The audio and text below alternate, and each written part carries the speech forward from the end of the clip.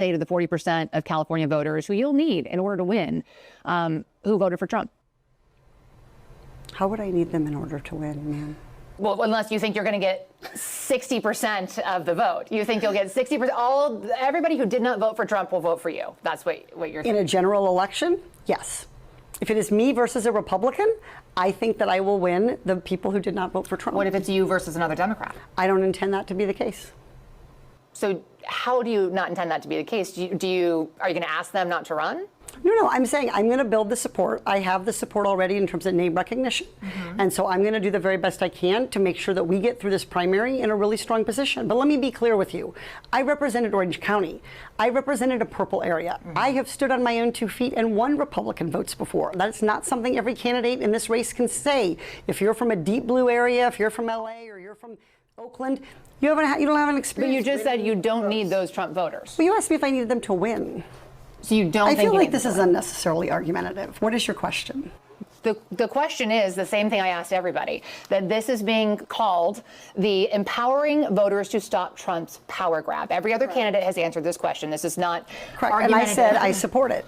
So, and the question is, what do you say to the 40% of voters who voted for Trump? Oh, I'm happy to say that. It's the do you need them to win part that I don't understand. I'm happy to answer the question as you have it written, and I'll answer it. And we've also asked the other candidates, do you think you need any of those 40% of California voters to win? And you're saying, no, you don't. No, I'm saying I'm going to try to win every vote I can.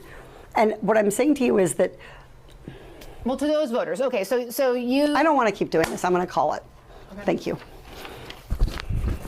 You're not going to do the interview with us? Nope, not like this. I'm not. Not with 7 follow-ups to every single question you ask. Every other candidate has answered our follow-ups. I don't care. I want to have a pleasant, positive conversation in which you ask me about every issue on this list. And if every question you're going to make up a follow-up question, then we're never going to get there. Ms. And Porter, we're just going to circle around. I am an investigative I have never reporter. had to do this before, ever. You've never had to have a conversation with to end an reporter? interview. Okay, but every other candidate has done this. What part of, I'm me, I'm running for governor because I'm a leader. So I am going to make... So you're not going to answer questions from reporters?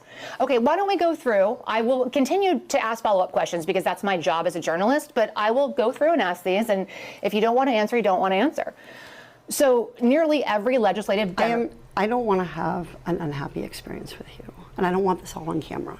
I don't want to have an unhappy experience with you either.